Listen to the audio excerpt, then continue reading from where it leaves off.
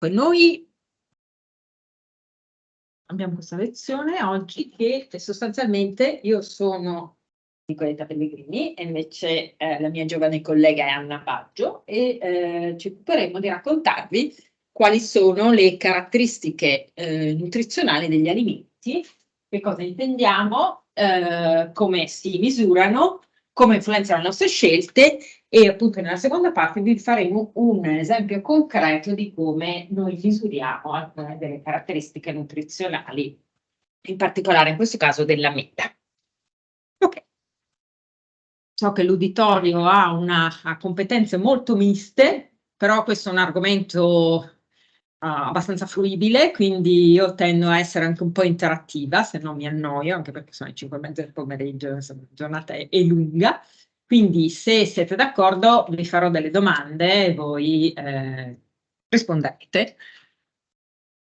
Allora, non so se volevano. Allora, prima cosa è cosa si intende, rispondere alla domanda cosa si intende per qualità nutrizionale è decisamente difficile, perché in realtà la qualità nutrizionale è determinata, buonasera, è determinata da molti fattori. Per esempio, secondo voi cos'è la qualità nutrizionale? Però ovviamente dobbiamo capire che cosa può influenzare la qualità nutrizionale e da questo deriva anche un po', cioè non c'è una vera definizione in realtà. Perché? Perché è influenzata da molti aspetti, come dicevo prima, quindi possiamo avere, siccome tanti aspetti la influenzano, possiamo avere tanti modi anche per approcciarla. Può essere dovuta alla tipologia di alimento stesso. Alimenti vegetali sono diversi da quelli animali e possono avere una diversa qualità nutrizionale. Gli ingredienti che di solito noi della formulazione, perché consumiamo molti alimenti cosiddetti primari, nel senso non trasformati, ma anche tantissimi altri trasformati, che sono il risultato di una di solito formulazione. Cioè io formulo un prodotto per ottenere qualcos'altro. Pensate a un biscotto, è un alimento abbastanza semplice e molto familiare, però allo stesso tempo è un prodotto formulato, quindi è costituito da diversi ingredienti che ne danno poi una qualità nutrizionale. Che influenza la quantità e qualità dei nutrienti che sono presenti. Saranno diverse a seconda delle formulazioni. Poi vi farò qualche esempio. La qualità dei nutrienti che ci sono. Vedremo anche altro, anche la struttura stessa dell'alimento può influenzare le qualità nutrizionali. Quindi diciamo le qualità nutrizionali è un concetto molto ampio e una cosa da tenere in considerazione che è molto importante, uno dei caposaldi della nutrizione, è che in realtà più che di qualità nutrizionale del singolo alimento, noi dovremmo parlare di qualità nutrizionale della dieta, perché pensate al sacramento locale cosa vi siete mangiati oggi, minimo una quindicina di alimenti li avete messi insieme tra la colazione e il pranzo. Quindi non posso parlare di qualità nutrizionale di un singolo alimento, perché dovrei parlare in realtà molto più concretamente, molto più correttamente di qualità nutrizionale della dieta. Quindi siccome noi consumiamo combinazioni diverse, varrebbe la pena in realtà valutare la qualità nutrizionale della dieta. Noi nutrizionisti infatti siamo un passo avanti sempre rispetto a diciamo, la popolazione media che recepisce delle informazioni che per noi sono già un po' vecchie, cioè noi sono almeno 15 anni che parliamo di qualità della dieta, quindi noi non analizziamo i consumi dei soggetti in funzione dei singoli alimenti, ma dei cosiddetti pattern alimentari, cioè che tipo di dieta il soggetto ha. Mentre ovviamente a livello di consumatore è più difficile, o di popolazione in generale, è più difficile definire la dieta, la qualità della dieta, e dovrò dire la qualità dell'alimento. Quindi se vi riesco a comunicare la qualità dell'alimento, vedremo, dovrei in qualche modo influenzarne le scelte del soggetto stesso, di acquisto per esempio, e poi di consumo. Se è difficile definire che cos'è la qualità nutrizionale degli alimenti, è più facile capire a cosa serve. La prima cosa serve ovviamente è quello che dicevo prima, orientare il consumatore. Davanti a uno scaffale io dovrei poter capire in qualche modo, ora capiremo come, che strumenti ho attualmente, quale è meglio e quale è peggio. Quindi quale biscotto comprare tra l'offerta oramai sempre più vasta di alimenti che ho davanti, quindi in questo caso di biscotti. Questo è sicuramente l'obiettivo principale di una definizione di qualità nutrizionale degli alimenti. Quindi fare scelte più sane, cioè aiutare il consumatore a fare scelte più sane, più consapevoli, più sane e potenzialmente, sottolineato, ora mi spiegate perché, fare alla fine che il soggetto abbia una qualità migliore della dieta, perché potenzialmente.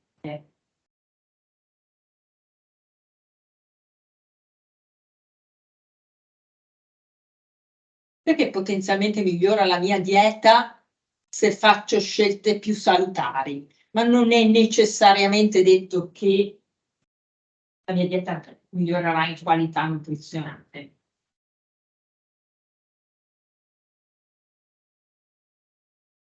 Per esempio in quantità o la frequenza di consumo. Io posso avere un alimento fantastico, ma se mangio solo quello, la mia dieta ha una pessima qualità. Immaginiamo che definiamo la mela come un alimento di alta qualità nutrizionale, ma se io mi mangio 18 mele al giorno, non mangio nient'altro, che possiamo definire una dieta particolarmente sana e quindi particolarmente buona da un punto di vista di qualità nutrizionale.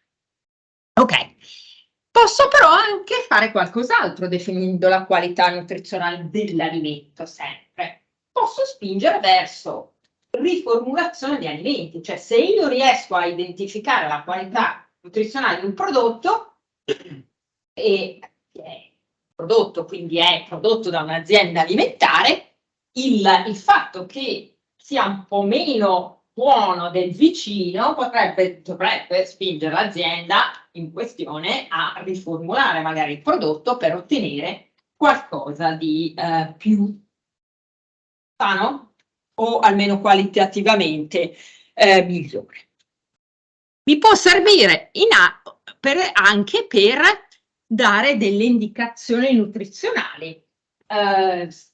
Questo è una riga, in realtà dietro quella riga c'è una discussione di una quindicina d'anni, quindi su cui non riuscirò a raccontarvi nulla perché dovrei fare un paio di lezioni intere per spiegarvi tutto, però noi abbiamo la possibilità oggi dal 2006 di mettere delle indicazioni nutrizionali e salutistiche sugli alimenti, sui confezionati, per esempio fonte di fibra, basso contenuto di sale, eccetera, eccetera. Avete presente? Sono cose che orientano molto il consumatore, no? E che, diciamo, in qualche modo dovrebbero orientare verso un alimento più salutare di un altro, assumendo che le indicazioni salutistiche, diciamo, le indicazioni nutrizionali come sono fonte di fibra, sia poi il risultato anche di una migliore qualità del prodotto, assumendo. Non so se leggete il mio commento un po' così dubbioso. Ecco. La qualità nutrizionale in questo c'entra molto, perché il nostro regolamento oggi ci dice che io posso mettere fonte di fibra anche su una patatina in sacchetto. Nullo me la vieta. Da un punto di vista di regolamento, se io rispetto il quantitativo di fibra in quella data patatina, la patatina può essere fonte di fibra. La patatina in sacchetto, quella ricca, quella fritta e anche piuttosto salata. Francamente non lo definireste un prodotto da inserire in una dieta salutare. Poi non può dire, cioè, mangi una volta al mese, va bene, ma se tutte le sere introduco 50 grammi di patatine fritte, forse non va. Però è fonte di fibra. Quindi c'è una grossa discussione in Europa se è corretto che io possa mettere su un prodotto del genere, francamente possiamo dargli un nome preciso che è pattumiera, pattumiera, una connotazione positiva, perché un'indicazione nutrizionale è comunque una connotazione positiva, non dice nulla, dice semplicemente che è fonte di fibra. Ma siccome noi sappiamo che la fibra ha effetti positivi sulla salute, automaticamente il consumatore dice, beh, di fibra perché lo posso mangiare, no? Anzi, posso mangiare un po' di più, perché anche fibra. Quindi in realtà il regolamento originariamente diceva devo prima definire la qualità nutrizionale di un prodotto per poterlo poi marchiare con un claim, con un'indicazione. Ancora siamo lì che aspettiamo e c'è grossa discussione in merito. Posso fare che cosa? Posso anche, per esempio, decidere che certe tipologie di prodotto, di cui ho definito la qualità nutrizionale, siamo sempre a cosa mi serve, posso per esempio definire strategie di limitazione in certe fasce orarie particolarmente sensibili. Posso decidere che non si fanno certi spot pubblicitari per certe tipologie di prodotto nelle fasce orarie dei bambini, dei programmi televisivi. E questo effettivamente è una cosa che sta sempre di più entrando in essere. Ok, proviamo quindi, compreso il fatto che è difficile definire che cos'è, e ora cerchiamo di capire come la possiamo misurare, ma che sicuramente può servire, sapere qual è la qualità nutrizionale di un prodotto, facciamo un minimo di glossario, così ci allineiamo, visto che le competenze sono un po' diverse. Che cos'è un alimento? L'alimento è quella cosa che consumiamo abitualmente, siamo insieme agli alimenti fanno una dieta e che contiene nutrienti. Cosa sono i nutrienti?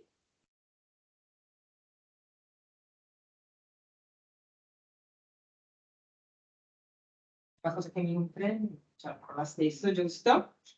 Qualcosa che contiene dei componenti che io non so sintetizzarmi, quindi che chiamerò essenziali, ma che anche mi servono in qualche modo, nel senso che hanno qualche funzione, si dice in nutrizione, possono avere una funzione energetica, possono avere funzione strutturale, cioè costituiscono le strutture del mio corpo, possono avere funzione funzionale, scusate il gioco di parole, possono funzionare da enzimi digestivi, da canali, eccetera, eccetera, da proteine di trasporto nell'organismo, come l'albumina, eccetera. Per chiarire il concetto, i nutrienti sono sostanze quindi essenziali che non so sintetizzarmi. Ci sono degli esempi che mi fanno qualcosa di non sintetizzabile ma non essenziale, di conseguenza non nutriente. Un esempio è l'alcol. L'alcol non ce lo sappiamo sintetizzare, ma non ci serve. Cioè, possiamo tranquillamente avere persone assolutamente astemie che vivono perfettamente, è molto tristi, ma però non hanno bisogno di alcol. Un altro esempio sono i mitici polifenoli, quelle sostanze a cui noi attribuiamo un sacco di belle caratteristiche protettive, che sono delle sostanze che in realtà vengono sintetizzate dalla pianta in risposta a qualcosa. Quindi noi li introduciamo consumando alimenti vegetali, ma non hanno funzione nell'organismo. Cioè, hanno probabilmente delle funzioni, ma che non sono essenziali, non ce li sappiamo sintetizzare, non servono tecnicamente all'organismo e quindi non sono nutrienti essenziali. Ok? Ci siamo fin qui? Quindi io devo in qualche modo, per poter dare un'indicazione anche sulla qualità nutrizionale degli alimenti e guardare poi all'interno di questi gruppi, raggruppare tutta la miriade di alimenti che noi consumiamo. Nessuno fa mai caso alla quantità di alimenti che si consumano, però fate conto che la banca dati di composizione nutrizionale degli alimenti italiani contiene attualmente 1100 alimenti. Ora, probabilmente non li consumate tutti, anzi senza dubbio non li consumate tutti, ma non sto parlando di cose particolarmente strane, sto parlando di tutte le tipologie di pesce, di tutte le tipologie ovviamente di crostacei, molluschi, eccetera, di tutti i tagli di carne, di tutte le tipologie di carne, di tutte le verdure possibili, di tutti gli ortaggi, di tutte le frutte, eccetera, eccetera. Però una marea di roba. Effettivamente noi mangiamo tante cose, no? Anche quando facciamo il rilevamento delle abitudini alimentari, per cui chiedo ai soggetti di scrivere tutto ciò che mangiano nell'arco di una settimana, ci sono tante cose. Poi ognuno di noi tende un po' a ridurre, ovviamente, a consumare, a dei consumi abbastanza circoscritti. Però poi nell'arco, per esempio, ci sono le stagionalità, no? Per cui giustamente io non mangio i pomodori d'inverno, ma li mangio d'estate, le fragole le mangio d'estate d'inverno e viceversa, le altre cose. Però se prendiamo solo noi, sicuramente facciamo già un certo numero di alimenti. I miei alimenti si moltiplicano a dismisura se ci aggiungiamo anche i vostri. Ok, quindi come facciamo in nutrizione? La prima cosa è dividere gli alimenti cosiddetti primari e secondari. I primari sono quelli che contengono i nutrienti che ci servono, sono quelli alla base dell'alimentazione, quelli che dovremmo introdurre sempre, quotidianamente. I secondari sono i cosiddetti voluttuari, cioè quelli che tecnicamente non servono. Per cui uno, l'abbiamo già detto, sono tutte le bevande alcoliche, nel senso, hanno un ruolo da un punto di vista nutrizionale? No. Dopodiché li assumiamo per valenza sociale, perché sono interessanti, ci danno follia, ci piacciono, eccetera, eccetera. Ce ne sono tanti altri. Provate a immaginare qualche altro esempio.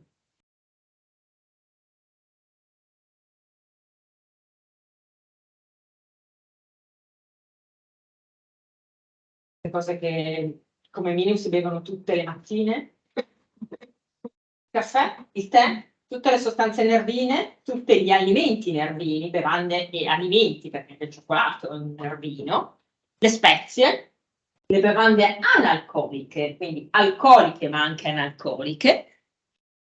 In realtà anche tutti i dolciumi sono in realtà dei voluttuari, cioè non ci sfamiamo di solito di dolciumi, quindi abbiamo bevande, vediamo cosa mi sono dimenticata, bevande alcoliche, analcoliche, bevande e alimenti nervini, i dolcificanti.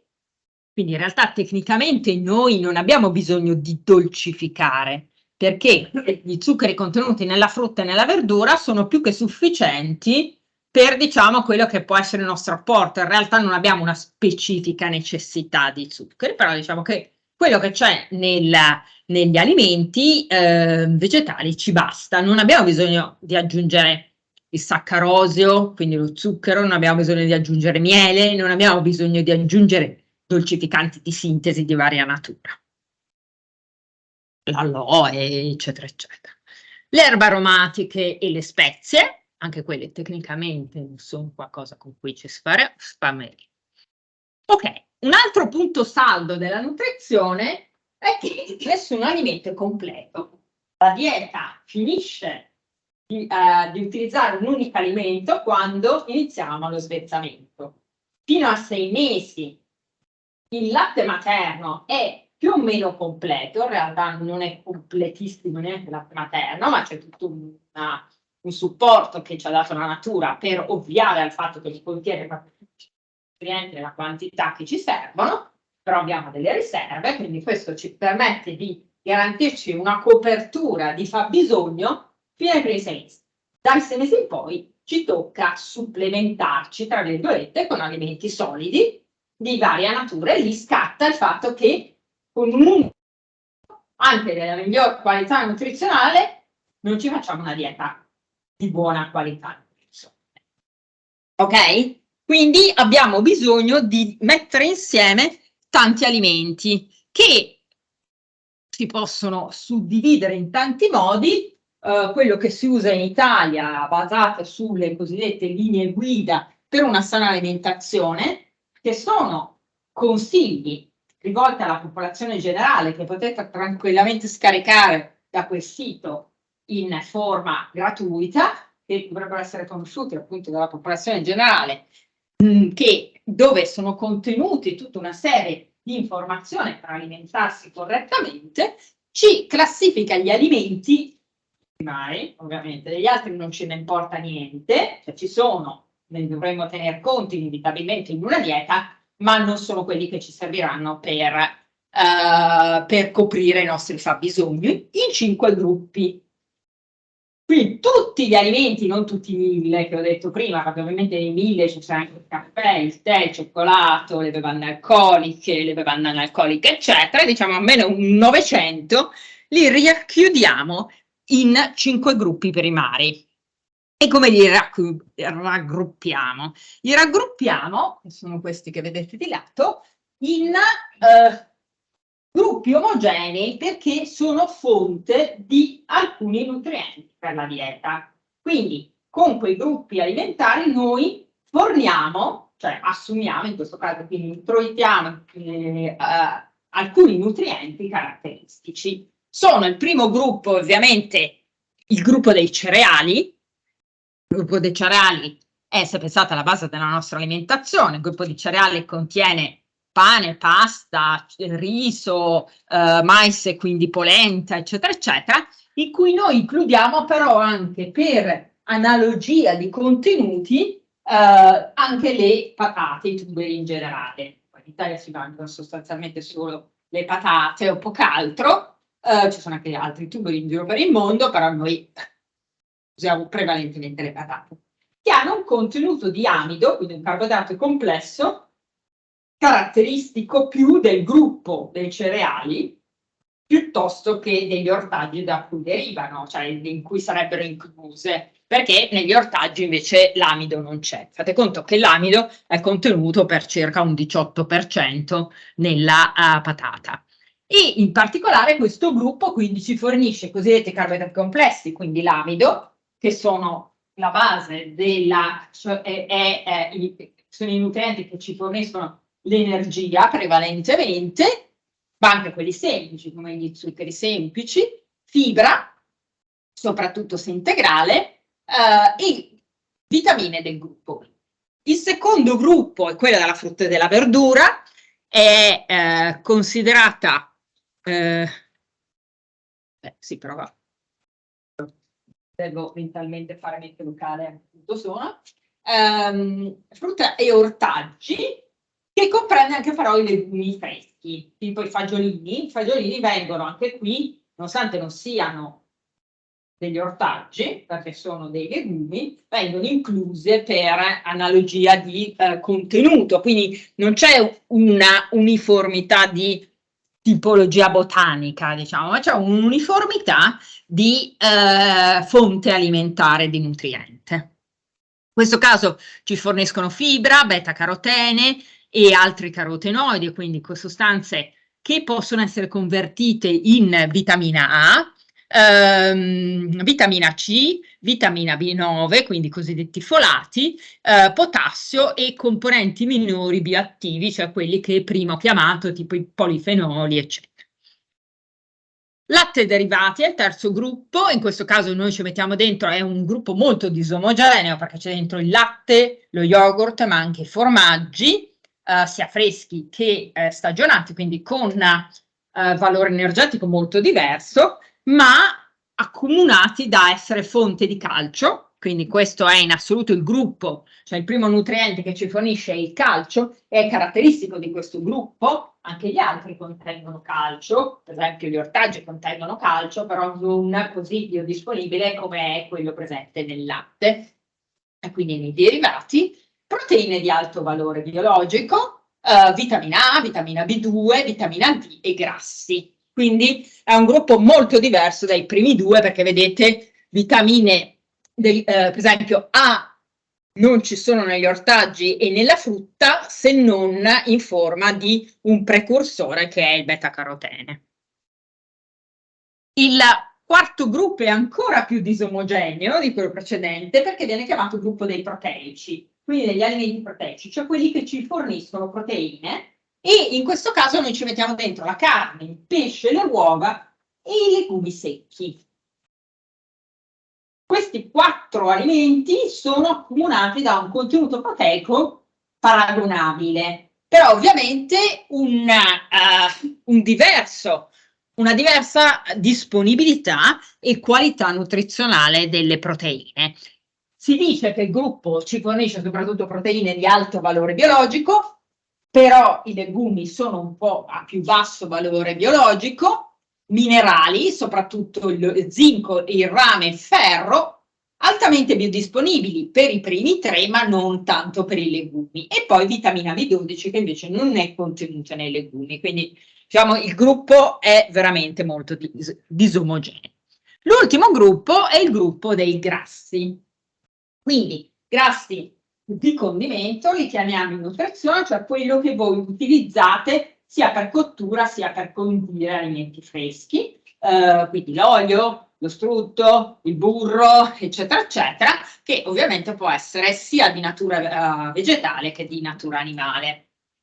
E in questo caso cosa ci forniscono? Ovviamente grassi, questo è ovvio, di cui anche essenziali, vitamina E ci permettono l'assorbimento di quelle vitamine di tipo liposolubile. Quindi a questo punto, una volta definiti i 5 gruppi devono essere ordinati nell'ambito della dieta secondo, come si diceva prima, quantità e frequenza di consumo. Per cui uno dei tanti modi che si hanno e che noi utilizziamo in Italia è quella della cosiddetta, mi manca, scusate, la definizione di dieta. Torno un passo indietro su quello che stavo dicendo. Stiamo facendo un po' di glossario. Per dieta di solito si intende quel regime alimentare restrittivo che io comincio a seguire in prossimità dell'estate per potermi infilare il costume e il vestito, di solito prettamente declinato al femminile, ma non è quello che intendiamo noi in nutrizione. Per dieta si intende quello che si consuma abitualmente, quindi il regime alimentare cosiddetto della persona abituale, quindi senza che sia per forza, può essere anche restrittivo, perché in questo momento sono verso il costume da bagno, qua è il regime alimentare che uno segue giornalmente, che serve a soddisfare ovviamente le richieste energetiche dei vari nutrienti, quelli essenziali appunto, e che deve essere ripartito in modo ottimale, perché ovviamente dieta può essere anche alimentarsi tutti i giorni da pranzo a cena da McDonald's. Diciamo che la ripartizione dei nutrienti e delle calorie forse non è proprio il top, e tantomeno della qualità dei alimenti che consumiamo, perché in realtà sono diversi anni che sappiamo, e questo di solito è anche il pubblico, che la qualità della dieta di una persona influenza poi l'insorgere delle patologie, le cosiddette patologie dietrocorrelate, che sono poi in realtà la maggior parte delle patologie per cui poi siamo destinati a ammalarci e poi a morire. Sono malattie cardiovascolari, il diabete, ci aggiungiamo l'obesità che è un fattore di rischio per le malattie, il tumore e poi vogliamo aggiungerci anche quelle neurodegenerative. Tutte sono legate in qualche modo, chi più, chi meno, chi più stringentemente, chi un po' meno stringentemente, alla qualità della nostra dieta, insieme ovviamente anche all'attività fisica, alla quantità di attività fisica, al fumo, eccetera, eccetera, in cui viviamo. Eccetera. Come dicevo prima, devo prendere questi 5 gruppi alimentari, in qualche modo inserirli in una piramide, in modo da, in questo caso noi usiamo la piramide, mi sono anticipata, in porzioni e frequenze specifiche. Per cui noi abbiamo come, diciamo, disegno grafico che dovrebbe essere abbastanza intuitivo, e di solito lo è, tutto ciò che sta alla base, quello che viene consumato giornalmente più frequentemente, via via in porzioni maggiori, via via che vado verso il vertice, ovviamente consumerò alimenti in quantità minore, con frequenze minori, eccetera, eccetera. Infatti, vedete, ho i pasti principali, poi ho il consumo giornaliero e poi il consumo settimanale. Quindi ho un paio di porzioni di frutta, un paio di porzioni di verdura, un paio di porzioni di pane, pasta, riso, altri cereali a ogni pasto principale, alla base ovviamente ho il consumo d'acqua, in realtà alla base ho anche una serie di altri messaggi che sono associati al nostro regime alimentare più protettivo, che è la dieta mediterranea, che è legata a fare attività fisica, un rapporto di convivialità con il cibo, quindi quello di mangiare tutti insieme, la stagionalità, quindi quello di rispettare la stagionalità degli alimenti per anche un effetto di sostenibilità ambientale e il consumo appunto di prodotti locali perché hanno anche altri risvolti oltre a quelli nutrizionali. Però siccome la nutrizione e la sostenibilità ambientale sono strettamente legate, oggi si danno anche queste informazioni. Poi salgo e ho un consumo giornaliero di poche porzioni, 3-4 porzioni di olio d'oliva, che naturalmente saranno più piccole le porzioni perché sto stringendo verso l'alto, 2 o 3 porzioni di latte derivati, 1 o 2 porzioni di frutta a guscio, semi, olive, spezie, eccetera, eccetera, perché mi servono per ridurre il quantitativo di sale. È vero che abbiamo detto che sono voluttuari accessori, ma servono a ridurre il consumo di sale, che è un fattore di rischio per patologie, soprattutto cerebrovascolari e cardiovascolari. Vado più su, ho tutto il gruppo dei proteici che dovrei alternare, per cui ho un paio di porzioni di pesce, un paio di porzioni 2 o 3 porzioni di legumi, un paio di porzioni di uova, 3 porzioni di carne diviso tra una rossa e 2 bianche che si alternano nell'arco della settimana, quindi non sono giornaliere a questo punto, ma diventano a consumo settimanale.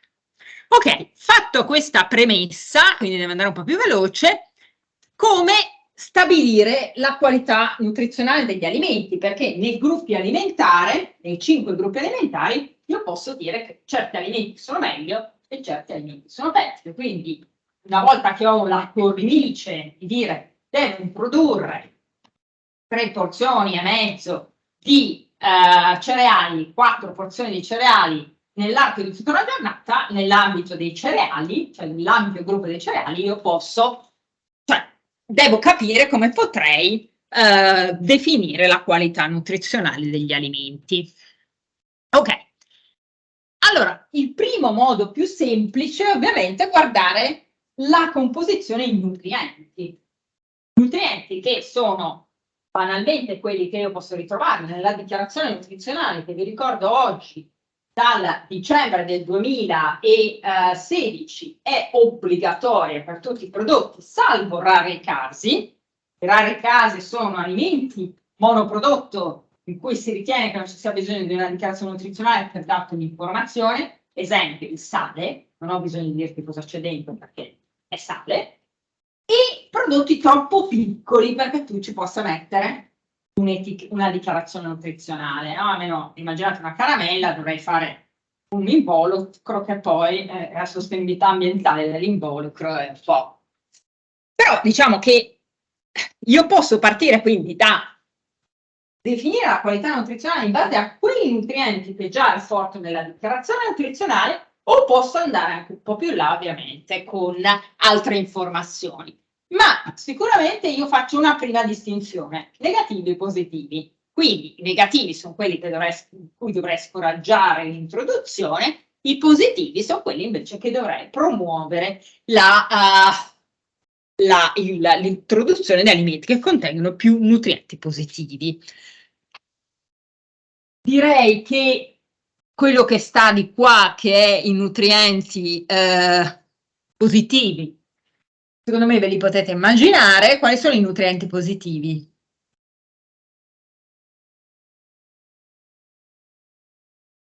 Di solito è più chiaro quali sono quelli negativi, devo farla alla rovescia. Questi sono i nutrienti positivi. Le fibre, fonti di fibra, infatti, vitamine e minerali, quindi micronutrienti, sono sicuramente positivi. Poi le proteine, infatti, le proteine sono un nutriente positivo. Poi ci sono quegli acidi grassi tipo i polinsaturi, i monoinsaturi, quelli sono considerati tutti positivi. Quindi alla parte dei positivi ci mettiamo quello che abbiamo appena detto, non dovremmo essercene dimenticati, no. Dall'altra parte sono quelli più facili, quali sono quelli negativi? Quelli negativi, lo sapete tutti. Zuccheri, grassi saturi, sale, energia, perché consideriamo che più è energetico un prodotto, più comunque vuol dire che ha un'alta densità energetica, vuol dire che sostanzialmente io con piccole quantità introduco tanta energia, quindi non è considerato un aspetto positivo.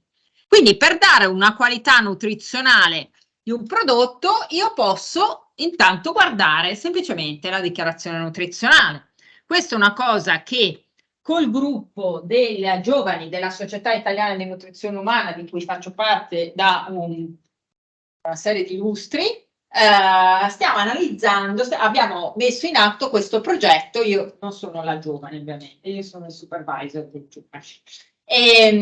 Quello è il simbolo della società. Abbiamo messo in piedi questo progetto che si chiama FLIP, che analizza la qualità nutrizionale in termini di componenti, quindi nutrienti dichiarati in etichetta e una serie di altre informazioni per capire, per esempio, se quelli definiti integrali sono meglio di quelli non integrali o se quelli di marca sono meglio di quelli private label, cioè quelli, non so, della Despar piuttosto che a marchio dell'azienda della grande distribuzione, oppure biologici verso i non biologici, con o senza claim nutrizionali, salutistici, con o senza glutine, e ci stiamo divertendo per gruppi di alimenti a fare una disamina di questi, della qualità nutrizionale, intesa in questo caso come nutrienti semplicemente, riportati in etichetta.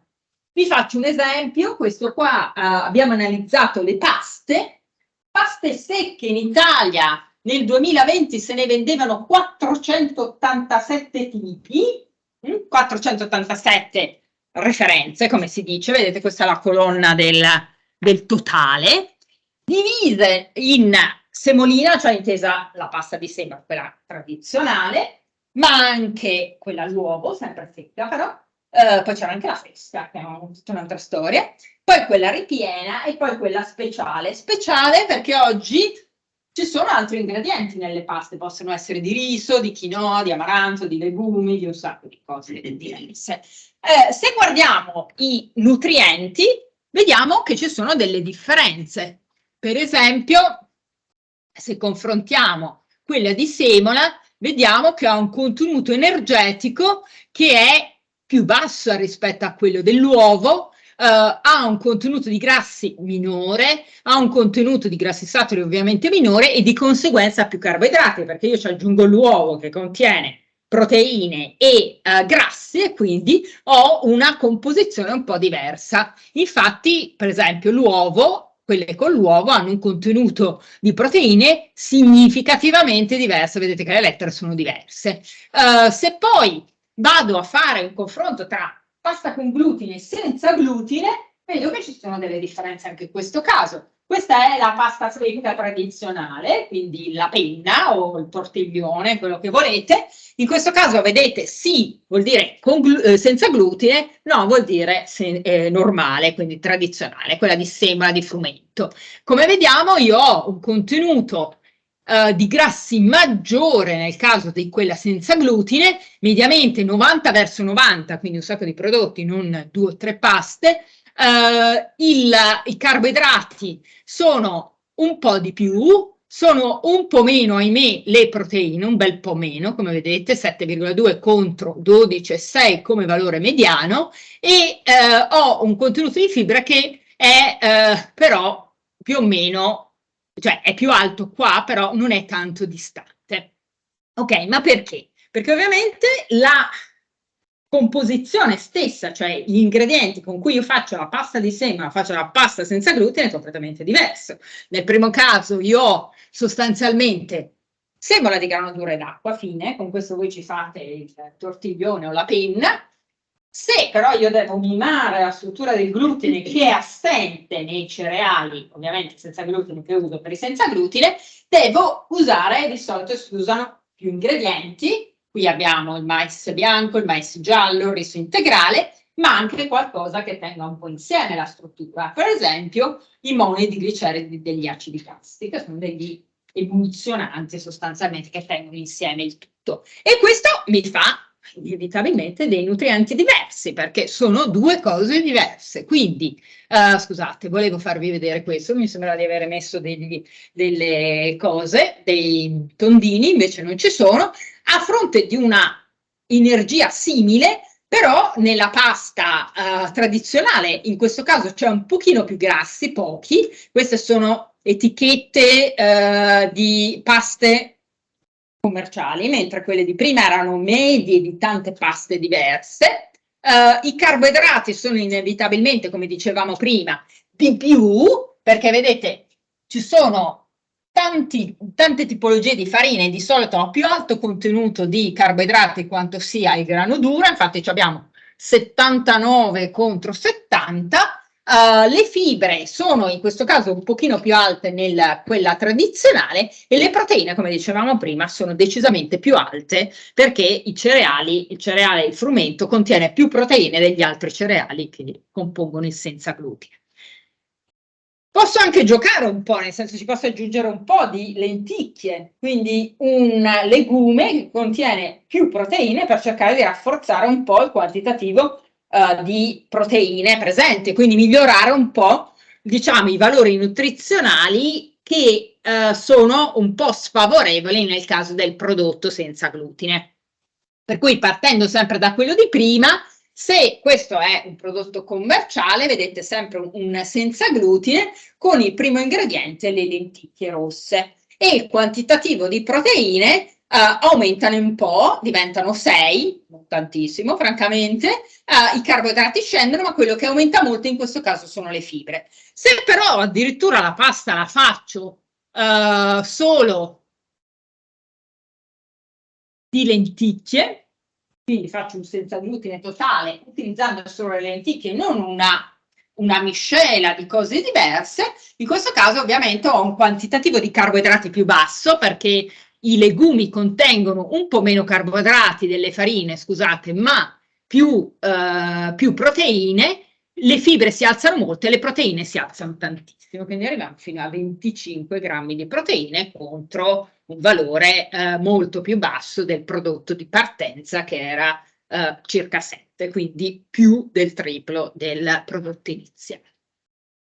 Ok, un altro esempio che faccio sempre, questo è uno dei miei grandi cavalli di battaglia, è il confronto nel gruppo della pane e derivati. Per derivati noi intendiamo tutti quei prodotti con cui, scusate, e sostituti, tutti quei prodotti con cui noi sostituiamo il pane. Quindi i crackers, le piadine, i crostini, i taralli, oppure questi, avete presenti quelli che sembrano più espanso che sì, gallette di riso, di mais, eccetera, eccetera, e anche grissini. Ok, noi qui abbiamo fatto sempre la stessa analisi che dicevo prima, abbiamo trovato 339 pani diversi, ma 1000 sostituti del pane, quindi c'è direi un'ampiezza non da poco, 1020 per l'esattezza, e se guardiamo tra i pani c'è differenza, cioè se noi confrontiamo i pani, la prima riga sono i valori nutrizionali di tutti i pani messi insieme, quegli altri sono la pagnotta, il panino e il pane venduto a fette, perché questo è tutto pane commerciale che trovate nei supermercati, che ne so, il bauletto della Barilla sta nella terza riga. Cosa abbiamo trovato? Per esempio che i panini sono molto più grassi, contengono anche più carboidrati e quindi più energia rispetto alle altre due tipologie. Un'altra cosa interessante è invece confrontare i valori nutrizionali del pane con un 30% medio di umidità contro i sostituti con un 3, 4, 5% di umidità. Un valore energetico che va da 374 a 412, completamente diverso, un contenuto di grassi più che doppio rispetto e pensate che sono stati introdotti come sostituti in diete dimagranti, in diete restrittive. I carboidrati sono, anche qua un po' di più, ma soprattutto perché ho meno acqua, ho leggermente più proteine, ma come vedete da 8,5 a 10, quindi molto poche in più, e soprattutto un bel po' di sale in più. Ok, la cosa interessante che, anche questo mi piace molto raccontare, li chiamiamo sostituti del pane, ma non è che proprio vanno a sostituire correttamente il prodotto pane, perché se guardiamo sopra ho messo in relazione l'energia con il quantitativo di carboidrati e si vede che esiste una relazione significativa tra più carboidrati, più energia. Una relazione non significativa ma meno evidente tra grassi e energia. La cosa interessante è che i carboidrati, vi ricordo che siamo nel gruppo numero 1, fonte di carboidrati, i carboidrati non hanno relazione con l'energia nel caso dei sostituti, mentre ce l'hanno i grassi. Vuol dire che sono i grassi quelli che veramente trascinano l'energia, non tanto i carboidrati. Ma questi non sono grassi il gruppo grassi di condimento. Quindi non dovrebbero essere i grassi a trascinare l'energia, ma dovrebbero essere i carboidrati come nel caso. E questo ci dice quanto in realtà questi non siano dei veri sostituti del prodotto pane. Tant'è che le linee guida, quella di cui parlavo prima, che vi potete tranquillamente scaricare, ci dicono che la porzione di pane standard vuol dire quell'unità di misura che io uso per dare un'informazione. Quant'è la porzione di pane? 50. Poi dovrò moltiplicarla per la frequenza di consumo. Quante volte? 3 volte e mezzo al giorno se la dieta è da 2000 calorie.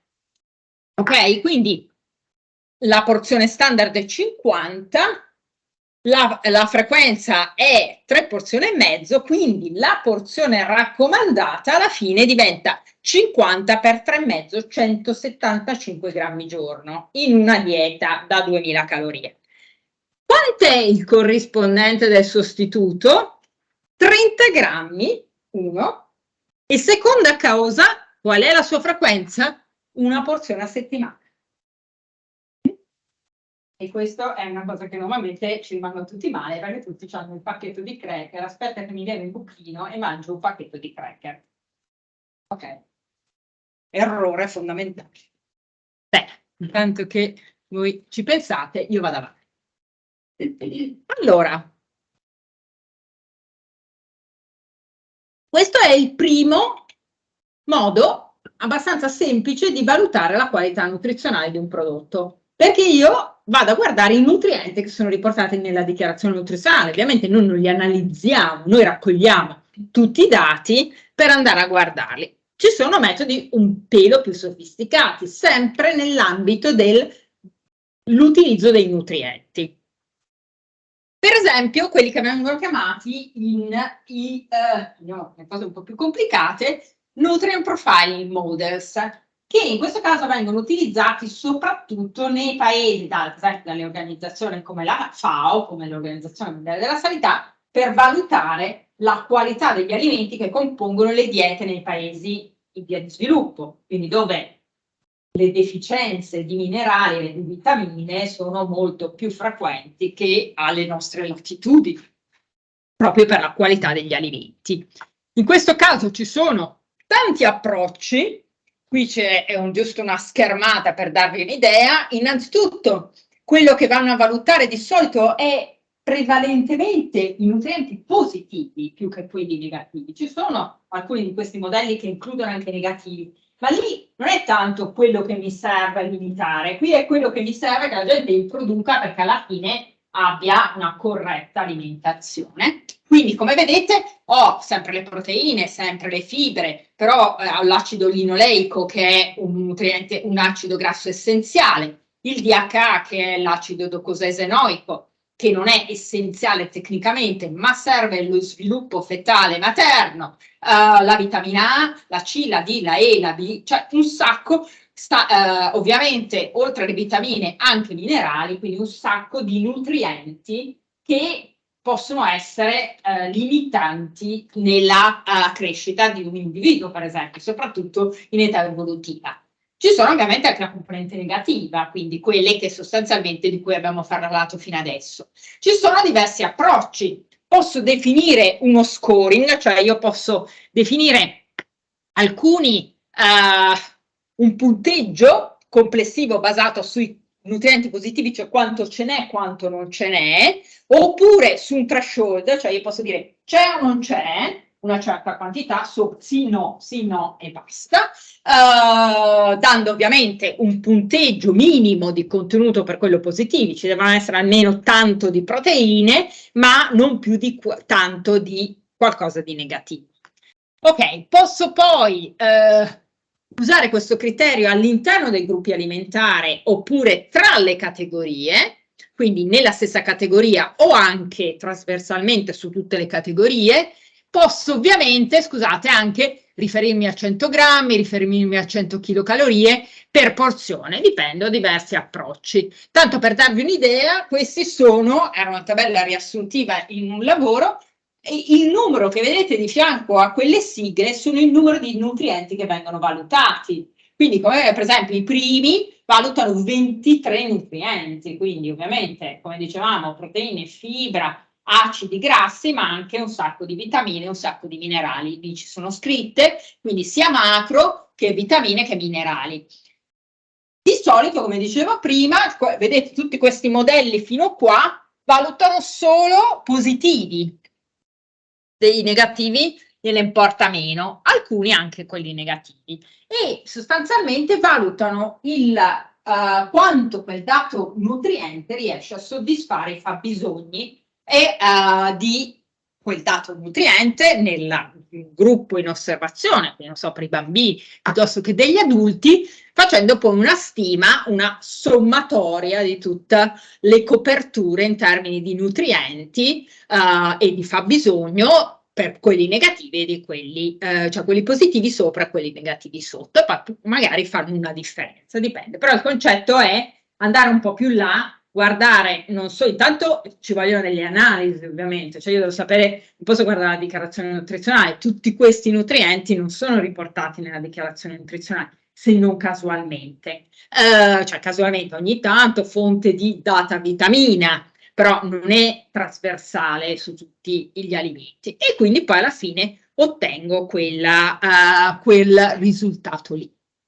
Ok, ci siamo divertiti una volta a fare una cosa analoga, ho lavorato un sacco sui prodotti senza glutine, come avrete capito, e ci siamo inventati anche noi uno scoring, cosiddetto, cioè un nutrient profile, diciamo, che era un mix tra la composizione nutrizionale ricavata in etichetta e anche la qualità degli ingredienti che costituivano i prodotti senza glutine, perché avevo scritto una review qualche anno prima che metteva in luce in questa tabella i principali difetti dei prodotti senza glutine, quindi alto contenuto di sale, di sodio, basso contenuto di vitamina B9, quindi folati, di vitamine, di calcio, di ferro, eccetera, eccetera, e nell'ultima colonna immaginavo come si potessero migliorare. Quindi, per esempio, evitando spesso e volentieri l'amido è il primo ingrediente, una informazione era: scegliete alimenti che non hanno come primo ingrediente l'amido.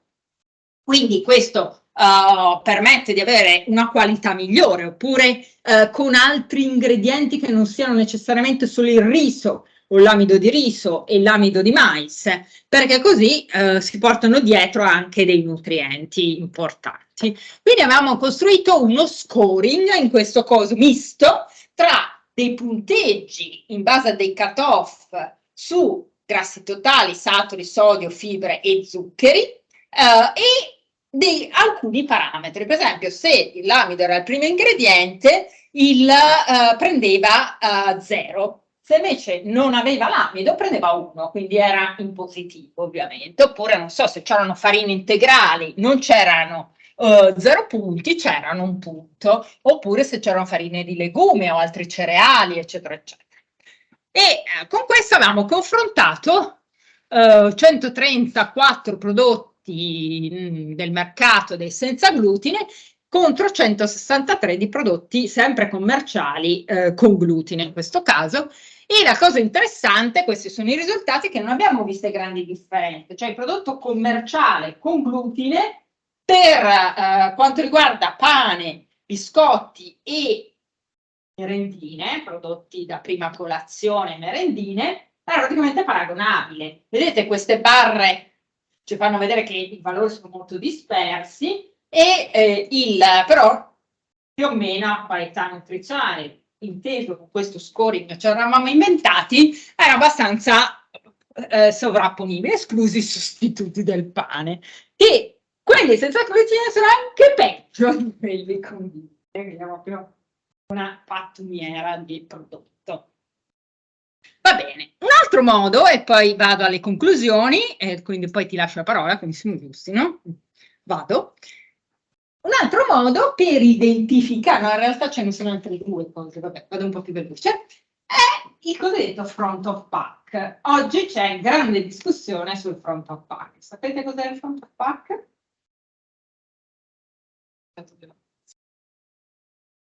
No, un simbolo sulla confezione, da noi poco utilizzato, ma il Nutri-Score. Ditemi che non sapete cos'è il Nutri-Score. Ora gira tanto, cioè è stata una grande battaglia politica italiana, un'alzata di scudi contro il mitico Nutri-Score francese, che ci vuole penalizzare tutti i nostri prodotti perché tutte le nostre eccellenze italiane con Nutri-Score pigliano delle lettere e dei colori orrendi e quindi nessuno li compra più. Ok, allora giusto così, due informazioni.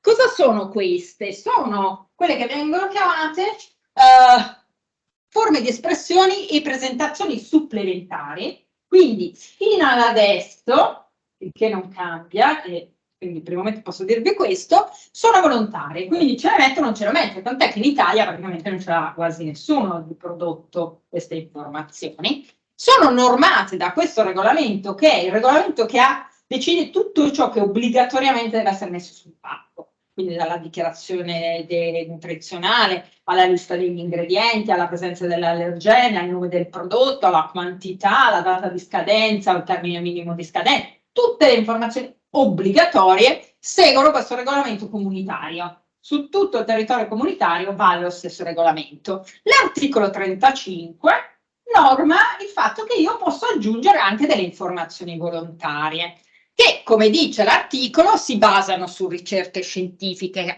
accurate, sono sviluppate con un'ampia gamma di gruppi di soggetti interessati, dovrebbero fare che cosa? Questo è l'obiettivo: facilitare la comprensione del valore nutrizionale di quell'alimento.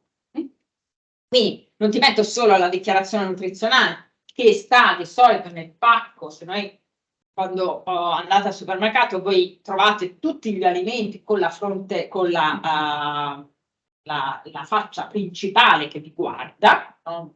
Per farvi caso, sono tutti così, perché davanti sono le informazioni ritenute più indicative del prodotto. Dietro poi ci sono tutte le altre, la dichiarazione nutrizionale hai messa dietro. Io l'avrei messa davanti, ma ok, ci sono varie forme di espressione.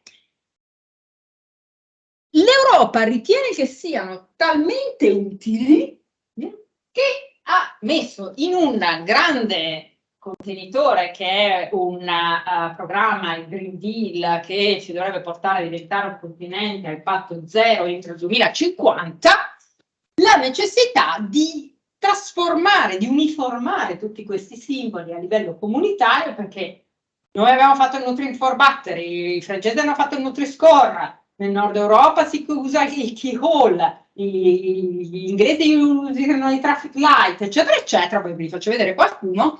Dice no, devono diventare un solo tipo.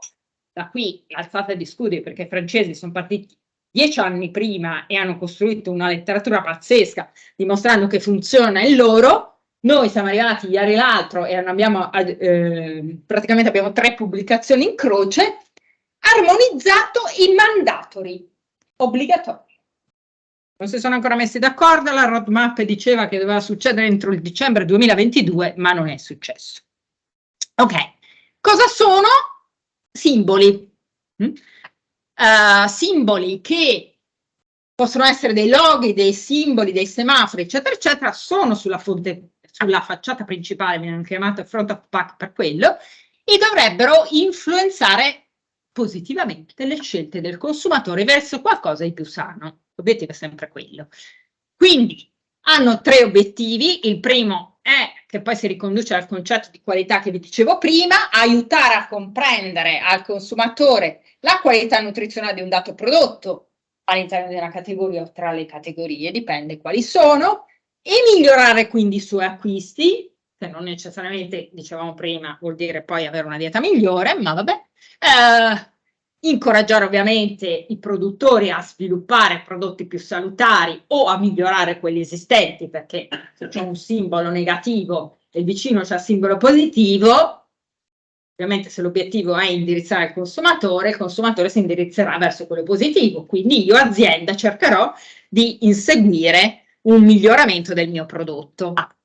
E secondo il regolamento dovrebbero aiutare anche i governi a influenzare la salute pubblica, perché più gente mi sta bene, meno costi sanitari avrò, e in modo però non coercitivo, cioè io dovrei istruire, informare il consumatore a fare scelte salutari, no? Senza però dirgli guarda, non comprare più le patatine, mangia solo le carote a julienne. Se divento dittatore così andrà, ma siccome non diventerò dittatore. Cosa sono? Questi sono una cernita. Avete quelli che vengono chiamati interpretativi, che sono quelli sopra, cioè io do un'informazione che è, per esempio, il primo a sinistra che veniva usato per esempio in Olanda, dicevo che se c'è quella V lì vuol dire che il prodotto ha certe caratteristiche positive. Quindi c'era solo sui prodotti con caratteristiche positive, secondo una definizione che teneva conto di una serie di parametri. Le stelle sono nel mercato australiano neozelandese, più stelle ho meglio è, quindi posso anche andare di mezza stella in mezza stella, quindi 4 star, interessante. Quello è il keyhole, si chiama. L'idea è il concetto di richiamare una piramide, alimentare una chiave, il verde, quindi anche qui viene messo solo nei prodotti con certe caratteristiche e poi metti come trasporta. Quindi ovviamente più sono verso il verde meglio è, più la lettera è alta e meglio è.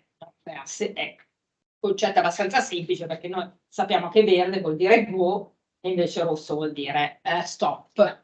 Questa è la triste risposta italiana, questo si chiama Nutrin for Battery. Questi invece non sono interpretativi, questi sono informativi. Cioè qui io che cosa ho? Ho per porzione, ti devo dire quale è la porzione, quanta energia mi dà rispetto a 2000 kcal. Poi quanti grassi mi fornisce rispetto appunto a un riferimento che c'è nel regolamento di cui sopra, che mi dice globalmente l'introduzione di grassi, la memoria in questo momento non me lo ricordo, sono 90 grammi giorno, questo prodotto mi dà l'1-2%. Quindi col concetto che mi si riempie la batteria un po' poco se contribuisce poco, un po' di più se contribuisce. In questo caso, al solito, si sono scelti quelli negativi, grassi, saturi, zuccheri, sale. Questo è il traffic light invece inglese, anche qui abbiamo il concetto associato sia di percentuale rispetto all'introduzione per un adulto medio da 2000 kcal, sia i colori. Quindi questo vuol dire che gli zuccheri sono pochi, ma ahimè i saturi sono tantissimi, per cui sono il 30%, un unico alimento, un'unica porzione da 94 grammi di galletto, di hamburger di grigliata, scusate, mi copre il 30% dei grassi saturi, quindi è rosso, perché un unico alimento già mi copre il 30%. Funzionano questi?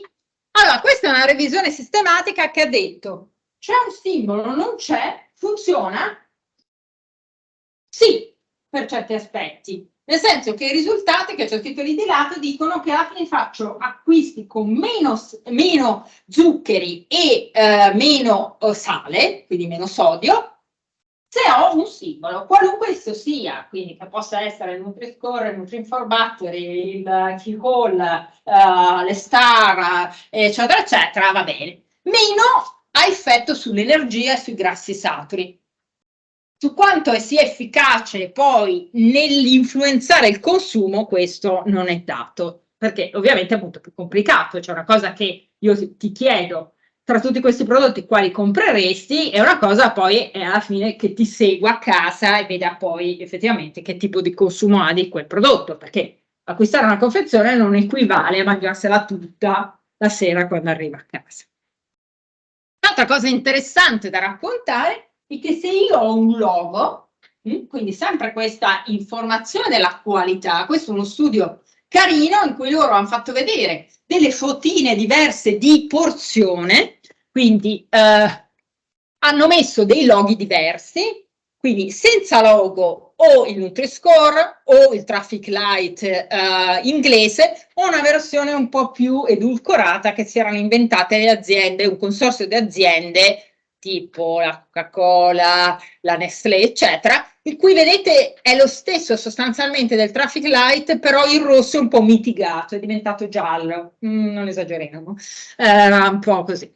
Allora le hanno fatto vedere le foto di questi 3 alimenti, non proprio il top della nutrizione, dicendo quale porzione scegli, no? Qual è la porzione corretta per questo formaggio, e in funzione della presenza o meno del logo i soggetti sceglievano una certa porzione. Quali sono stati i risultati? Quelli che vedete là in alto.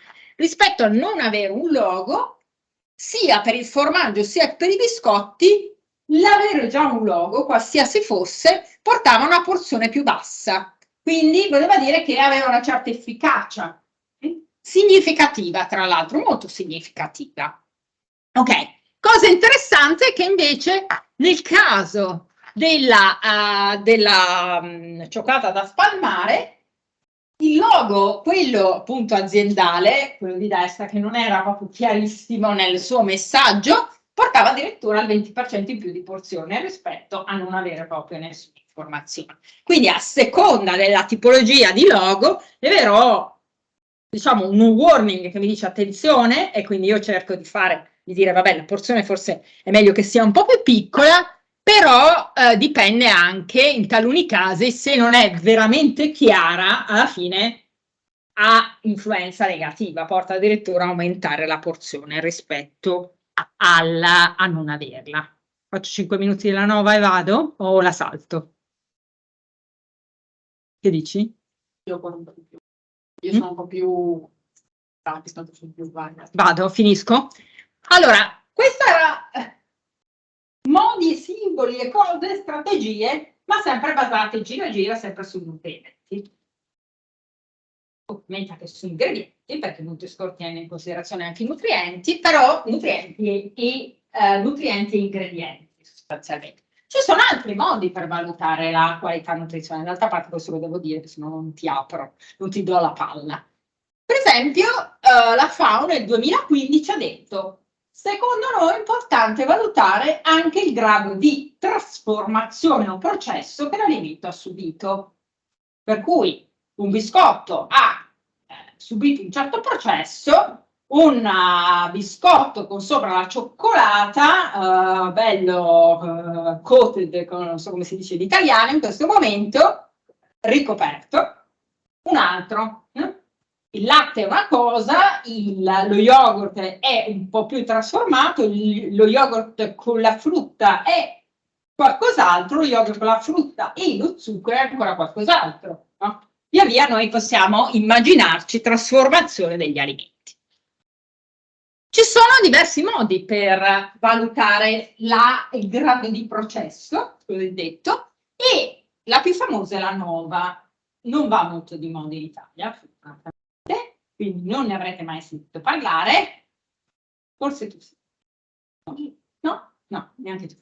È è un acronimo di un gruppo di studiosi brasiliani che nel 2009, quindi svariati anni prima anche del documento FAO, si sono inventati questa classificazione degli alimenti in 4 gruppi. Il primo è quello cosiddetto non trasformato o minimamente trasformato, quindi tutto quello che diciamo di base consumiamo o almeno dovremmo consumare, la frutta, la verdura, i cereali, le uova, il latte, le noci, i semi o minimamente, per cui non so, cotto, il latte è fattorizzato, quindi è minimamente trasformato, sterilizzato, i vegetali possono essere surgelati, quindi raffreddato, o altri piccole tipologie di processo. Il secondo gruppo riguarda gli alimenti che sono stati trasformati per diventare ingredienti. Quindi c'è dentro il burro, il sale, lo zucchero, gli oli, tutti processati, perché non è che tra l'oliva e l'olio c'è una serie di processi, perché non sono la stessa cosa.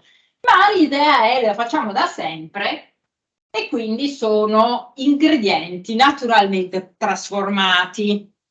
Poi c'è la classe 3, in cui io allungo un po' la conservazione, quindi uso gli ingredienti della classe 2 per trasformare gli alimenti della classe 1. Quindi faccio i cannellini in barattolo, faccio il salumi, perché ho un modo per in qualche modo conservare la carne che abbiamo tradizionalmente sempre fatto, o li affumico per esempio, faccio il pane, faccio la birra, faccio il vino, cioè trasformati con tecnologie tradizionali che ho sempre fatto sostanzialmente. Il concetto in cui ci ho aggiunto il sale, lo zucchero, eccetera, eccetera. L'ultima è quella più negativa, cioè quella che io ho fatto delle trasformazioni con delle tecnologie che non ho nella mia cucina, usando anche ingredienti che non sono tradizionali, nel senso che tendenzialmente nella nostra cucina, per esempio, c'è la metilcellulosa, che è una fibra utilizzata per esempio sculturare prodotti senza glutine, quindi tutta una serie di cose per cui, non so, le bevande analcoliche, le salse, anche il latte in formula per neonati, le pizze, gli hamburger, il whisky, eccetera, eccetera. Qui ci sono qualche esempio. Allora, esiste un'ampia letteratura sul fatto che se io mi alimento prevalentemente con Nova 4, cioè quelli cosiddetti ultra trasformati, ultra processati, ho un aumento della, per esempio qua, dell'obesità, cioè esiste una linearità: più ultra processati mangio, più aumenterò di peso, per tutta una serie di motivi di cui in parte vi parliamo anche dopo, che vanno dal fatto, per esempio, che sono più velocemente consumabili. Di solito hanno una struttura che è molto morbida e quindi possono essere masticati più velocemente. Quindi io, a parità di tempo, ne posso introdurre molto di più di un alimento invece meno trasformato, che ha conservato di più la sua struttura e che quindi deve essere masticato più lentamente. Ma non sono una fan di questa classificazione e vi faccio un esempio. Questi sono fagioli in scatola, 2 fagioli in scatola, 2 marche tra l'altro note, sono semplicemente, dovrebbero far parte della classe 3, perché non ho detto vegetali in scatola, ma quello di sotto è un Nova 4, quindi finisce nella 4. Perché finisce nella 4? Perché c'ha l'agente di resistenza. Cosa serve l'agente di resistenza? Serve a avere meno la struttura vegetale spappolata, quindi quando voi aprite il barattolo siete più contenti di vedere il fagiolo cannellino invece che già in versione zuppa, in versione insalata. Io codo il liquido di governo e poi mettendo i miei fagiolini carini da usare. Ovviamente l'agente di resistenza non pervenuto in una cucina, quindi Nova 4. Se lo guardiamo da un punto di vista del Nutri-Score, uguale. Nutri-Score dell'agente di resistenza se ne batte e quindi viene AA. Se andiamo a guardare il livello di nutrienti, ci accorgiamo di una cosa interessante, che il classificato Nova 3 ha 0,9 grammi di sale e il classificato Nova 4 0,56. Che dite? Sarà meglio il Nova 3 o il Nova 4 in questo caso? Nonostante quella quantità infinitesimale di agenti di resistenza che francamente, essendo un E509, è sicuramente stato verificata la salubrità di queste, quindi non ci può fare. Ok, a questo punto do la parola alla mia giovane collega perché, come avete capito, ci sono tanti modi per valutare la qualità nutrizionale.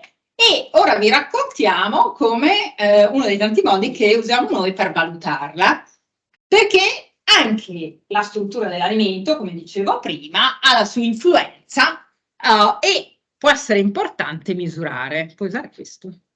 Se ti piace il mouse. Sì, no, magari va scorro più veloce, faccio un po' Ok, quindi quello di cui vi parlerò io è uno dei modi che viene utilizzato per andare a valutare in maniera pratica alcune delle caratteristiche nutrizionali degli alimenti, che il termine tecnico è oral processing, che non è altro l'inglese che di trasformazione orale, quindi l'elaborazione orale. E parto riportandovi questo lavoro che è stato fatto perché è abbastanza, diciamo, significativo e va subito dritto al punto. Cosa è stato fatto in questo lavoro? In questo lavoro si voleva capire come lo stesso tipo di alimento, quindi un panino o un'insalata di riso, venisse masticata o comunque processata diversamente, andando a modificare semplicemente le caratteristiche dell'alimento stesso. Quindi nel caso dell'hamburger è stato fornito l'hamburger con due tipi di pane, o morbido o più duro.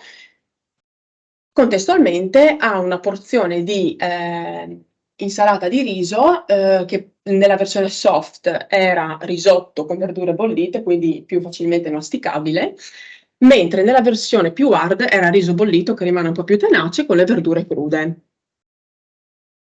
E cos'è emerso?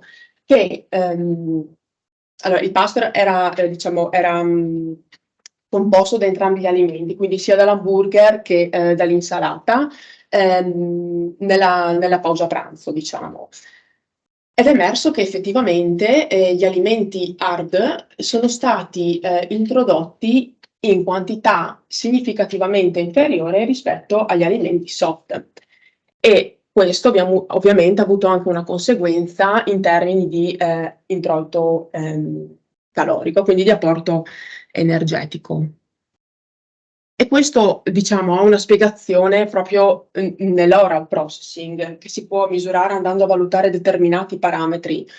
Nel primo caso, il bite size, cioè l'entità del morso, cioè quanto grande faccio il morso in funzione della morbidità o della durezza del pane. E anche in questo caso, in entrambi i casi, quando l'alimento era nella versione soft, il morso era significativamente più grande. Oppure con il tempo, l'oral duration, quindi il tempo in cui io ci impiego a masticare quel bite, quel morso che faccio. E anche in questo caso è palese, come nel caso degli alimenti nella versione hard, ci sia stato bisogno di più tempo per masticare il morso. E infine il numero di chews, cioè il numero di morsi, di masticazioni, che viene fatto quando dal momento in cui viene fatto il morso al panino o all'insalata fino al momento in cui viene deglutito. E gli alimenti hard rispetto alla versione soft hanno necessitato di un numero maggiore di masticazioni per poter essere deglutiti. Questo è in una prima, diciamo, in un primo aspetto dell'oral processing. Un secondo aspetto sicuramente deve essere anche quello di andare a vedere come questa consistenza può influire sulla percezione del consumatore. E diciamo, è stato osservato che per quanto riguarda i parametri sensoriali, ovviamente sono stati percepiti di durezza, di dryness, quindi secchezza e di masticabilità, sono risultati per i consumatori che hanno partecipato a questo studio significativamente diversi, quindi effettivamente è stata percepita bene questa differenza nel momento in cui mangiavano questi alimenti. La differenza è stata osservata anche nel caso dei parametri dal punto di vista edonico, quindi la piacevolezza, non so se è giusto, piacevolezza, e il desiderio di mangiare quello che gli veniva presentato. Nel caso dell'hamburger, il desiderio era di mangiare quel tipo di hamburger con quel tipo di pane, tantissimo perché si arriva via, era più alto, il desiderio era più alto di mangiare gli alimenti più morbidi, ovviamente, perché sono più facilmente mangiabili e richiedono uno sforzo inferiore, cosa che ovviamente non si è verificata per contro negli alimenti che erano più duri, nella versione più dura. Per quanto invece riguarda l'insalata di riso, non è stata osservata differenza, quindi tutto sommato mangiare un'insalata fatta di risotto e verdure bollite o di riso bollito con verdure crude è stata percepita in maniera simile. Questo per raccontarvi, per introdurre, diciamo, l'aspetto multidisciplinare che deve essere, diciamo, come dire, affrontato quando si vuole studiare il processo di trasformazione di un alimento. Come abbiamo visto, la struttura dell'alimento ha giocato un ruolo importante, quindi ad esempio nel caso del panino, una versione morbida, una versione dura. Ho messo la foto delle arachidi, ad esempio le arachidi con il guscio, per mangiarle devo sgusciarle, quindi devo lavorare con le mani, poi metterle in bocca, masticarle. Le arachidi possono essere intere, però già sgusciate, quindi devo semplicemente fare così, quindi ovvio che aumento la quantità di arachidi che posso mangiare. Meglio ancora se ve lo spalmo sul pane magari, perché è già in forma bella cremosa e lo mangio, quindi ecco un altro esempio per farvi capire come la modalità in cui è presentato anche lo stesso alimento ne influenza la modalità di consumo. E quindi il processo di masticazione, se vi ricordate prima, un alimento più duro deve essere masticato per un tempo, cioè per più volte, e può essere anche masticato per un tempo più lungo. E di conseguenza anche la percezione sensoriale, che comunque è del tutto soggettiva nel caso dello studio di prima, insomma non c'era un panel addestrato come non c'è un panel addestrato per lo studio che vi riporterò dopo, quindi diciamo la percezione sensoriale è un aspetto del tutto soggettivo che viene valutato in questi studi. Quindi, come vi dicevo, è un approccio multidisciplinare, ci sono un sacco di scienze che possono diciamo, essere coinvolte nel caso dello studio di come la struttura di un alimento può andare a influenzare tutta quella serie di meccanismi di cui vi ho parlato prima. Quello che diciamo riguarda noi è l'oral processing. Quindi che cos'è l'oral processing? È il processo di trasformazione orale del cibo, come vi dicevo prima, è un processo che comincia nel momento in cui mordo un alimento, metto in bocca l'alimento e termina con la sua deglutizione, quindi può essere considerato una prima fase di digestione, perché durante la masticazione ci sono tutta una serie di enzimi, la saliva, avvengono una serie di trasformazioni proprio del cibo che lo rendono sicuro per essere deglutito. Qui faccio anche una piccola parentesi. Che cos'è il bolo? Il bolo non è altro che il prodotto della frammentazione dell'alimento che io metto in bocca, quindi del prodotto trasformato, insieme alla saliva. Quindi l'oral processing può essere anche considerato un processo di trasporto, perché nel momento in cui il bolo viene creato, alla fine viene rimescolato anche all'interno della bocca e poi portato verso l'esofago per essere deglutito e proseguire la digestione. Come si può misurare allora il processing? Come abbiamo visto prima, sicuramente con la valutazione sensoriale, ma ci sono anche altri aspetti come la videoregistrazione, per cui ci si siede in un tavolo e viene registrato il consumatore mentre mastica, per poi andare a studiare quel video e andare a identificare tutta una serie di parametri che possono essere molto utili per capire come viene masticato un alimento. Oppure l'analisi del bolo. Quindi l'alimento viene fatto masticare, ma viene fatto espettorare e non deglutire, in maniera tale da poter andare a valutare tutta una serie di caratteristiche.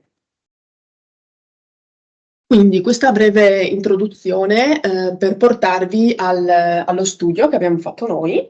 Era uno studio, diciamo, sovvenzionato dalla Fondazione Priuli, uno studio interdipartimentale, quindi interdisciplinare. Ci sono state messe insieme un sacco di forze dal punto di vista ambientale, dal punto di vista delle tecnologie alimentari e poi anche fino al nostro punto di vista che era quello nutrizionale. E quindi siamo andati a vedere come l'oral processing influiva sulla trasformazione orale di queste due tipologie di mele che erano la Fuji e la Golden, coltivate in Friuli, al momento della raccolta, quindi appena raccolte, dopo 120 giorni di conservazione nelle celle frigorifere. Quindi, come vogliono questi studi, sono stati selezionati dei volontari. Nel nostro caso eravamo riusciti ad arruolare 22 adulti, maschi e femmine, requisiti avere una buona salute orale, perché alla fine, insomma, è quello che io vado a studiare è la masticazione, per cui deve essere importante che i soggetti godano di una buona salute orale, di funzioni olfattive e gustative normali, non avere parecchi ortodontici o piercing che possono andare a influenzare proprio il processo stesso di masticazione e un indice di massa corporea compreso in quel range. E quindi sono stati preparati i campioni, quindi noi avevamo le nostre mele che sono state pelate, private del torsolo e sono state porzionate per ottenere dei cubetti di mela da 7 grammi. Questo per standardizzare, per cercare di standardizzare il più possibile quello che poi noi andavamo a studiare. Quindi tutti i soggetti masticavano, mettevano singolarmente in bocca questo cubetto di mela, no, singolarmente, interamente in bocca al cubetto di mela e lo dovevano masticare. Ok, quindi come accennato prima, una parte dello studio è stata dedicata alla videoregistrazione, quindi i soggetti erano seduti di fronte a me,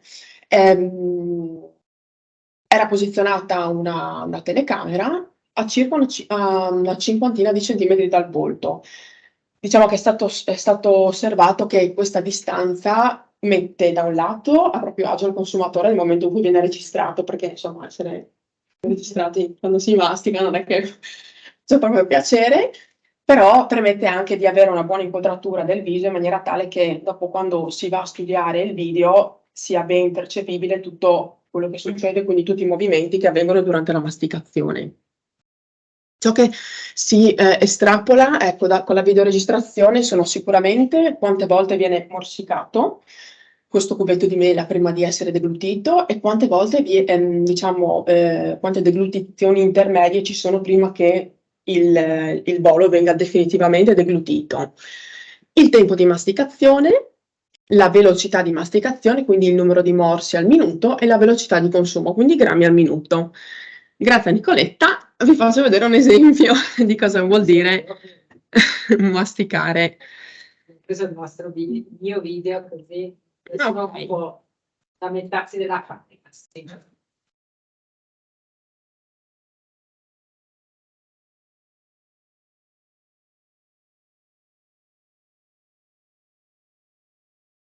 sono proprio a mio oggi. Che qualcuno mi sta filmando. Ecco. A quel punto dico ok, ho deglutito tutta la vita. Esatto, quindi come avete visto ci sono tutta una serie di masticazioni, quindi non siamo super ultra sofisticati, quindi i video me li sono guardati tutti e bisogna vedere tutte le volte che appunto un soggetto morsica, tutte le volte che un soggetto deglutisce, si prende il tempo iniziale del momento in cui il bite viene messo in bocca, poi il soggetto alza la mano quando l'ha deglutito e quindi si possono andare a ricavare tutti i parametri che ho elencato prima. Un'altra fase è stata quella di andare a valutare le mele dal punto di vista sensoriale.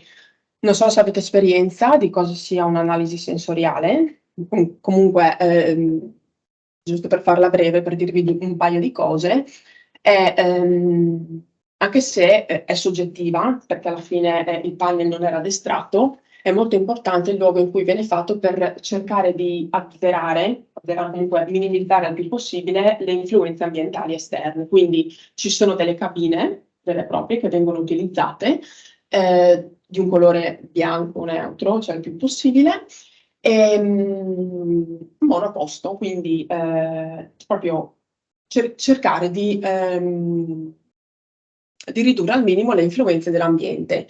Io qua vi ho portato anche alcuni esempi che non riguardano il nostro caso perché sono degli assaggi di vino, però per farvi capire che addirittura quando vengono fatte certe valutazioni sensoriali vengono anche accese delle specifiche luci che vanno ad azzerare o comunque a contrastare delle colorazioni che possono essere percepite nel vino rosso in questo caso e quindi influenzare l'assaggiatore nel momento dell'analisi. Quello che abbiamo fatto noi comunque era abbastanza semplice, nel senso che una volta che i soggetti avevano masticato la mela, è stato chiesto di compilare un questionario in cui venivano riportate delle caratteristiche specifiche della mela, come la croccantezza, la durezza, la succosità, la dolcezza, l'acidità, la farinosità, l'aromaticità e infine la prezzabilità totale. Ultima parte dell'oral processing, la raccolta del bolo. Quindi in questo caso il soggetto non deglutiva, i boli sono stati raccolti per andare diciamo, a capire quanta saliva veniva incorporata durante la masticazione, la velocità di incorporazione della saliva e anche la distribuzione e la dimensione delle particelle, quindi dei frammenti che venivano generati durante la masticazione. Partendo dai risultati dell'analisi sensoriale, sono un po' vicino, cominciamo facendo un confronto tra il tempo zero e il tempo a 120 giorni della raccolta per quanto riguarda la mela Fuji. In generale non sono state osservate, anzi non sono state percepite differenze, dico non sono state percepite perché i volontari erano gli stessi che hanno partecipato al momento della raccolta sono stati reclutati anche dopo i 120 giorni, quindi insomma il confronto è un po' più può essere un po' più realistico. Non sono state percepite differenze se non nel caso della durezza. Dopo 120 giorni di conservazione la mela Fuji è stata percepita un po' meno dura. Ci sta, nel senso che durante la conservazione le mele vanno incontro a tutta una serie di trasformazioni enzimatiche che portano poi appunto la mela a maturare. Nel caso invece della mela Golden, sempre volendo fare un confronto tra i due tempi di conservazione, invece sono state osservate molte più differenze, a partire dalla, qua non si vede, scusate, dall'acidità, quindi dopo 120 giorni di conservazione la Golden è stata percepita meno acida, è stata percepita, è stata apprezzata di meno, è stata percepita meno croccante, più dolce, meno dura, più dura, scusate, più farinosa e meno succosa. L'unico parametro che non è stato percepito in maniera diversa è stata l'aromaticità. Diciamo che ci sta nel senso che rispetto alla Fuji, la Golden ha un tipo di processo di maturazione molto, molto diverso e in un certo senso un po' più spinto rispetto alla Fuji, in quanto, diciamo, subisce tutta una serie di trasformazioni a carico delle pectine, che vanno a rendere la cellula della mela più morbida. Per cui nel momento in cui la mela viene morsicata, dopo il periodo di conservazione, non c'è quell'effetto di spaccatura, no? Di rottura della cellula nel momento in cui lo mordo, ma è come se le cellule scivolassero l'una sull'altra, quindi non viene percepito il duro o il croccante, viene invece percepito il farinoso, e questo è abbastanza in linea con i risultati che abbiamo trovato noi. Invece, facendo un paragone dello stesso tempo di conservazione delle due mele, gli unici due parametri che sono risultati essere percepiti in maniera diversa sono l'acidità, quindi la Fuji era leggermente più acida della Golden, e la dolcezza, in quanto la dolcezza della Golden era decisamente inferiore rispetto alla Fuji al momento della raccolta. Tutti gli altri parametri sono risultati simili.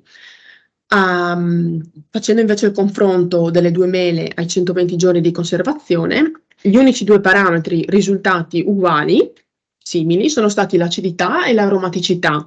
Invece l'apprezzabilità totale era decisamente inferiore per la Golden, come la croccantezza, per il motivo di cui vi raccontavo prima, la durezza inferiore, la farinosità maggiore e la succosità inferiore. Anche il fatto che la succosità sia stata percepita in maniera diversa è sempre relazionato a questo discorso di rottura o scivolamento delle cellule, perché nel momento in cui le cellule vengono rotte, il succo cellulare esce e quindi viene percepita una succosità maggiore. Ok, per quanto riguarda invece i risultati estrapolati dalla videoregistrazione, è stato osservato che dopo 120 giorni di conservazione la mela, anche se le differenze non sono risultate significative, la mela comunque ha necessitato di un numero di morsi più basso rispetto ai 0 giorni, rispetto al momento della raccolta. Anche questo può essere giustificato dall'effetto di maturazione, quindi dalla maggiore farinosità che rende più facilmente masticabile la mela. Il numero di deglutizioni invece era calato dopo i 120 giorni di conservazione, probabilmente giustificabile sempre per lo stesso motivo, cioè la mela era più masticabile perché non c'era questo effetto di durezza e di croccantezza, e per cui probabilmente il succo veniva rilasciato di meno e quindi veniva deglutita, il bollo era più omogeneo e veniva deglutita più facilmente in meno volte.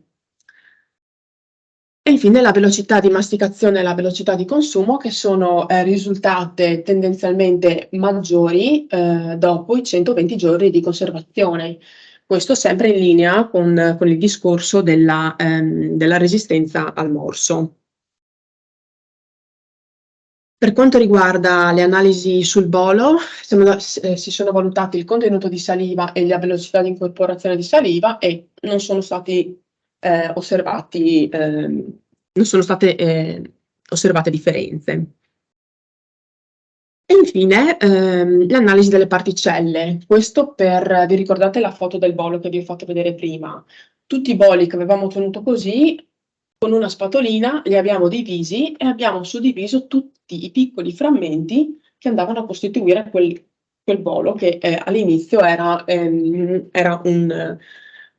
un ammasso unico, diciamo, e addirittura per un bolo, come avete visto prima, che era contenuto al centro della piastra, sono state necessarie 4 piastre per suddividere tutte le particelle che erano state generate durante la masticazione. Quindi per ogni volo è stato fatto questo tipo di lavoro e le foto sono state lavorate con un programma specifico che andava a misurare il numero delle particelle presenti per ogni foto e anche l'area. Con tutti i dati, alla fine quello che abbiamo ottenuto è stato questo grafico. Quindi abbiamo diciamo, fatto uno screening dell'area delle particelle e abbiamo suddiviso le particelle generate in sottoclassi. Questo ci ha permesso un pochino di capire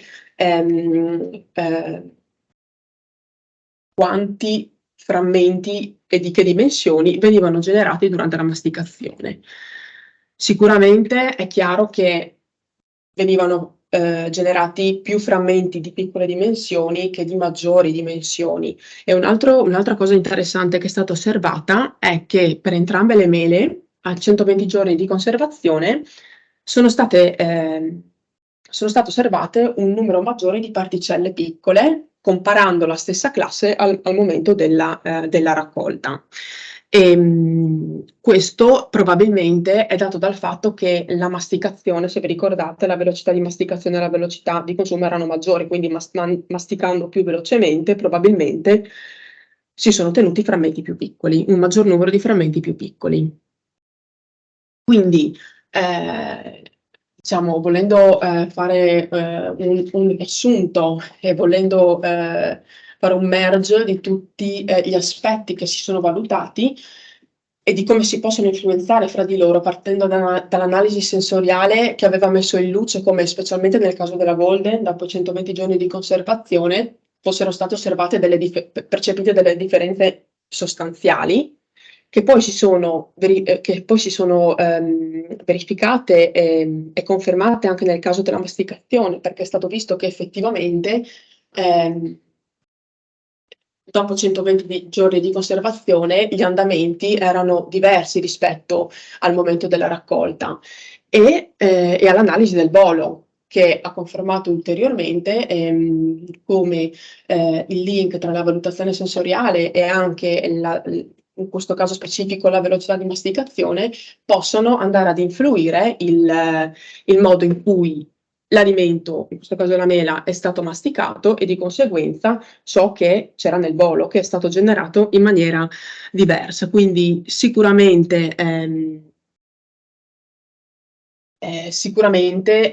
tutti questi parametri qua vanno poi ad influenzare la scelta che poi il consumatore fa.